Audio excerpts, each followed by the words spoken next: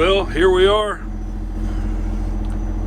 Just stopped by to fire the truck up, make sure the batteries are still up. You can see we sitting here at 74 degrees Fahrenheit, 288.8 hours, 13,000 miles. Just give you a little inside shot. There's our controller up there. Just come here and energize the controller, and you turn it on, do all the different things. Got our CB. That's really just to talk to the old timers. Our Garmin GPS that we plug in here, and as you can see, the drop visor covers that very nicely, very nicely. So we just had the truck serviced. There's the control for our left spotlight, control for our right spotlight. Truck's a little dirty. We had the oil changed, put Schaefer's full synthetic in the engine. We dropped the oil in the transmission, went back with synthetic, had synthetic in it, and full lube job. You can see the trailer setting there, ready to go, looking good. And give you a little shot back here. So that's the inside of the sleeper. You can see our printer up there. There's that big book there. That is the Federal Motor Carrier Safety Administration regulations. There's our inverter down there. Very nice truck. Very nice truck. Nicer than our T800 Kenworths. Which, you know, to be honest with you, we would have went back with Kenworth had it not been for the dealer. But we're staying with Peterbilt. Everything will be Peterbilt from here on out. We are Peterbilt Trail King fans. It's just the way it's got to be. Owned hundreds of trucks over the years. Just about every brand. Let's see, the only brand that I haven't owned, I believe, would be Freightliner. So I've had Max, a lot of Max. DMM 6906S's, R models, U models. I've had Oshkosh, a lot of Oshkosh trucks. Kenworth T800s, International Paystars, Western Star, which I wouldn't bless a soul with a Western Star. What a terrible truck. Had 10 of those. Just terrible truck. Owned one Volvo. That was just not a good truck. It was a single axle, pulled a rock bucket. I had one Ford, what did they call it? It was a Ford L9000, I believe. And it was actually a great truck. It pulled a rock bucket. Let's see, what else? Auto cars. Had some auto cars. Crane carriers. One Peterbilt before this, which was one of the best trucks we owned. When I say we, I mean me.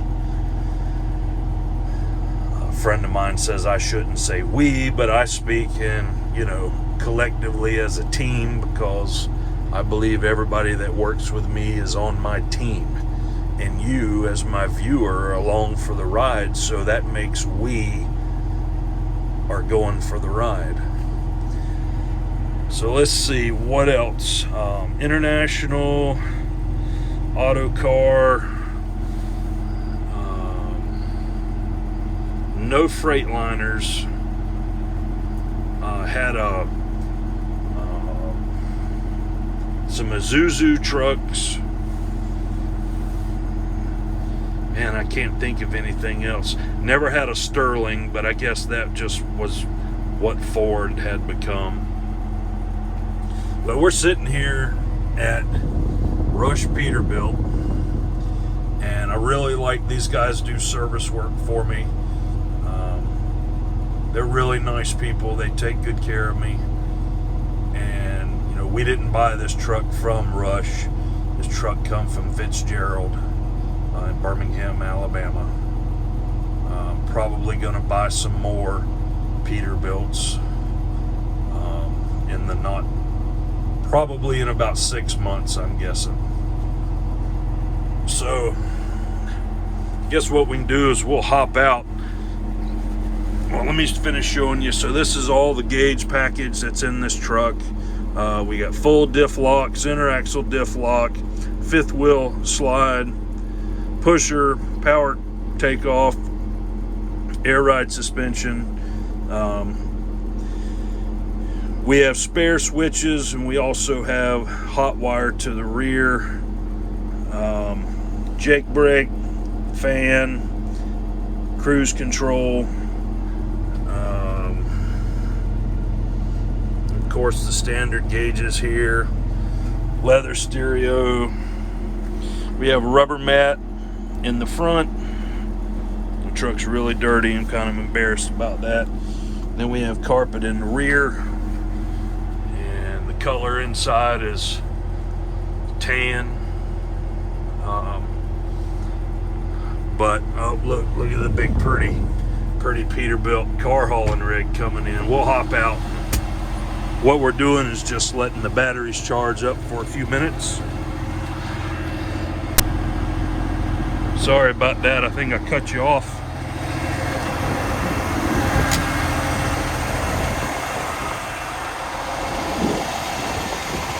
So yeah, look at this pretty yellow Peterbilt coming here. Outstanding. Very nice. Very, very nice. And then you've got the old Volvo fleet truck there. So yeah, here we are. Just charging up the batteries. Enjoying our no freight month. Now I know some people are moving freight. We are not moving any freight right now. Absolutely none. I'll hop up here on the trailer, show you down inside here. You can see where we've done a little rubbing of that cross member there, or the boom on that Cat 336. Sorry for the wind. It's very windy here. Nothing I can do about it. If you don't like it, I guess you can go watch somebody else's videos.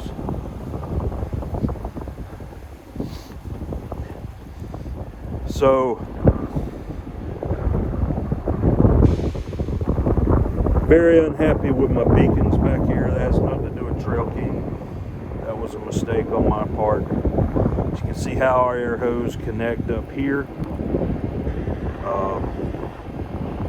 There in the center. And then you got valves to shut them off and on. You got the scale there. Really, really like our trailer. Very happy with it. We have a hydraulic stinger. We have a build slot for one with Trail King, so it will go in place here. We will use our hydraulic couplings here to power the hydraulic stinger. And we think we'll have that in about 4 months, maybe. Or at least that's what we think. Having a hard time getting across Georgia. They just expect more out of you for axles. We're a little heavy, but we knew that going in with the 18-inch deck height. So, you know, we're not a local guy. We don't haul locally. So the local guys use the 24-inch deck height trailer, and they weigh a lot less.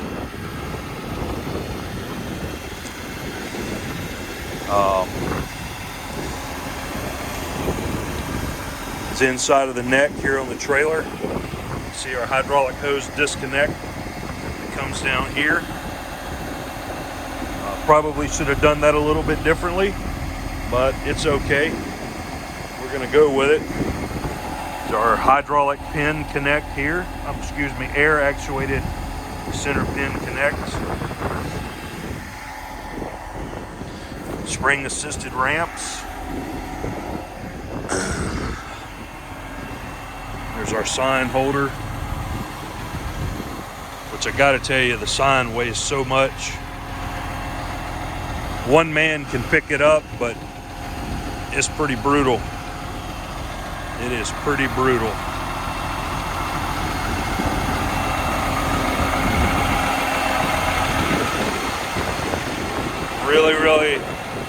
Really liking our rig. Very happy with it. We chased an air leak for a long time that we just never could find. We found one here. As you can see, the new brass fitting. We replaced that fitting. It was leaking. And then went on to change these two ride height control valves, which slowed the issue down. However, it has not solved the issue. We're still losing air and we can't find it. I'm guessing at this point it's probably backflowing into the air compressor. So I don't know how far I want to go with it. It's not too terribly bad. Now it takes about 4 days to leak down air,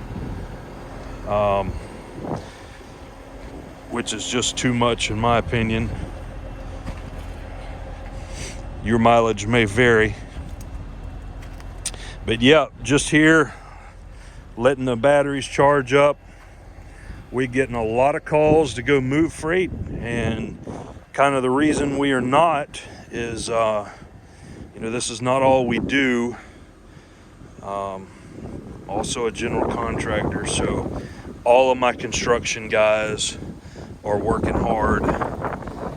Freight, we're doing nothing. We're hoping that changes next week.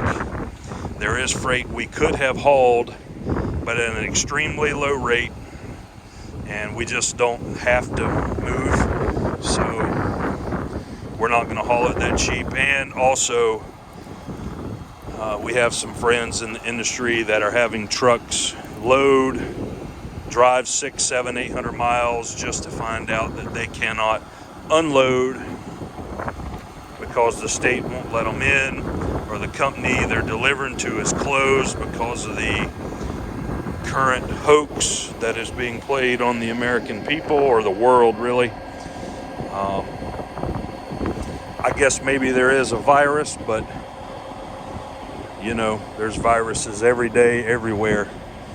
So we took some time to do some maintenance on the truck, get things squared away, take care of some things at home, and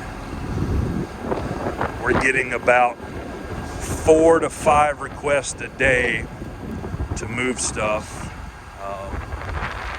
And again, we expect that we'll get to head out here shortly. So some of you guys have asked us to make more videos. I'm certainly going to try to do that. I'll answer all your questions. There are no dumb questions. Owned a lot of trucks for, let's see, probably 25 years, I guess. Grew up in the ready mix business and precast business.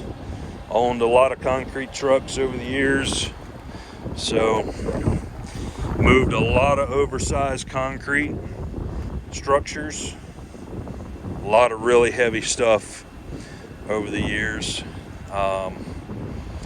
I'll answer any question you have, and I look forward to making some more videos. And we look forward to hopefully getting the stinger put in this year, hopefully in 4 or 5 months.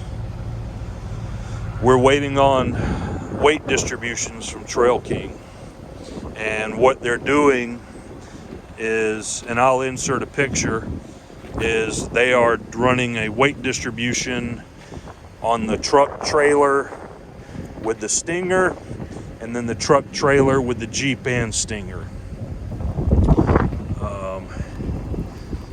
We're not sure that we're gonna need the Jeep to get across Georgia really heavy. We're 100% sure we got to have the stinger. Right now, as we sit in Florida and Georgia, the most we can put on the deck is 90,000, and that's not good. We expect to be able to put well over 100,000 on this deck, and we're not going to stop until we get there. A couple of things that we're going to change going forward is whenever we order more trailers, as you see, we have D-rings inside the trailer. Those don't go all the way forward. There's some areas in the well that's missing some D-rings. We will add those, and then we're going to also stagger the D-rings so our chains won't hit. We will probably stay with the 18-inch deck height, and I don't, the lowered bolsters, I really like the idea of that, and we'll probably stay with that. But for now, this is the greatest thing we have going, so it's what we got, it's what we're going to run. We're not changing brands. We will stay with Trail King. As far as I'm concerned, it is the finest equipment you can buy, and I've looked at just about all of it. We originally talked with Cozad. They treated us like garbage, just like, like we couldn't buy anything and we were nobody. And maybe we are nobody, but we can certainly buy the equipment, and we don't have any intentions of doing any business with them. So anyway, that's what we got. We appreciate you watching the videos. If you have any questions, let me know. And again, the truck, we named it the Dude, and she is ready to go, and hopefully we'll be under load here next week. So thanks for watching. Dude out.